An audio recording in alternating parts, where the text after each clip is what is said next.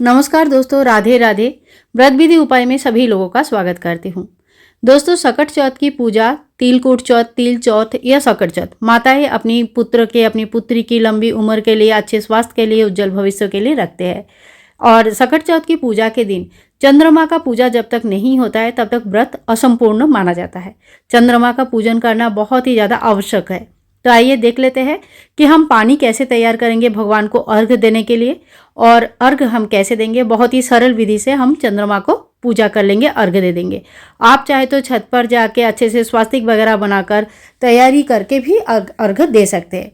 यहाँ पे देखिए, मैंने जो सवेरे आपको बताया था कि सुबह या दोपहर को या शाम को जब भी आप पूजा किया है तो 1 लोटा जल हमने रखा था, और जो कहानी सुनने वाले तिल था वो तिल हमने इस जल में डाल दिया था। अब जो तिलकुट है यही मेन भोग होता है, तिलकुट चौथ के नाम से भी जाना जाता है। तो थोड़ी सी तिलकुट जो हमने अलग से रखा था वही तिलकुट यहाँ पे हम पानी में मिक्स कर देंगे। इसके बाद थोड़ा सा कच्चा दूध, जो गाय का अगर कच्चा दूध अगर आपको मिल जाए तो वो मिक्स कर दीजिएगा, और थोड़ी सी 2-4 दाना चावल का। जो चंद्रमा का जब पूजन होता है तो ज़्यादा से ज़्यादा हम सफ़ेद चीज़ें यूज़ करते हैं। यहाँ पे एक सफ़ेद फूल मैंने ले लिया है। चंद्रमा, चांदी जो है चंद्रमा को रिप्रेजेंट करते हैं, तो अगर आपके पास चांदी का छल्ला है तो वो उंगली में पहन लीजिएगा, और अगर चांदी का चूड़ी है तो वो भी चलेगा। सबसे बेहतरीन ये होता है कि अगर चांदी का लोटा आपके पास है तो चांदी का लोटे से आप अर्घ दीजिएगा, बहुत ही ज़्यादा अच्छा माना जाता है। तो ये हमारा जल तैयार हो गया। अब हम लोटे का भी पूजन कर लेंगे।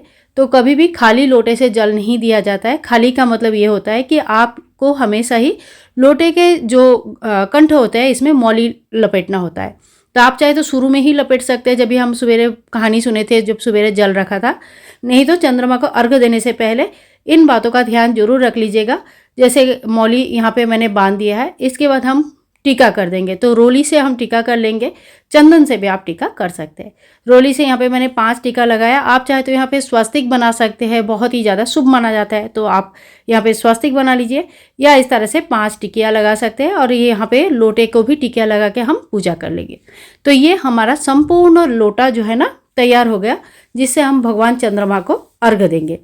अब अर्घ हमें कहाँ से देना है? जहाँ से भी आपको चंद्रमा दिख रहा है, आपके आंगन में से दिख रहा है, छत में से, बालकनी, खिड़की में से, कहीं से भी दिख रहा है, वहाँ से आप दे सकते हैं।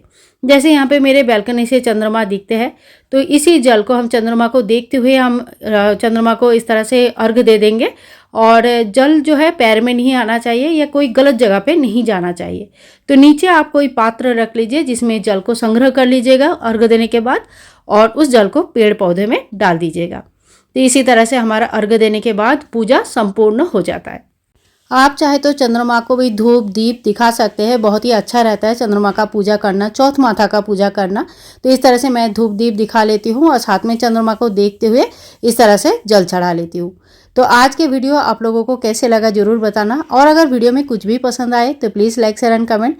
चैनल को सब्सक्राइब करके रखिएगा। सकट चौथ की पूजा के लिए कौन सी सामग्री हमें चाहिए, सरल तरीके से घर पर पूजा हम कैसे कर सकते हैं, तिलकुट घर पर कैसे बनाएंगे, बायना में हमें क्या क्या निकालना है, ये सभी प्रकार का वीडियो आपको हमारे चैनल पर मिल जाएगा। वीडियो पसंद आई तो please like, share and comment. Channel को सब्सक्राइब करके रखिएगा इसी तरह का और वीडियोज़ के लिए। मिलूंगी नेक्स्ट वीडियो में, तब तक के लिए सकट चौथ की बहुत बहुत शुभकामनाएं। हरे कृष्णा, राधे राधे।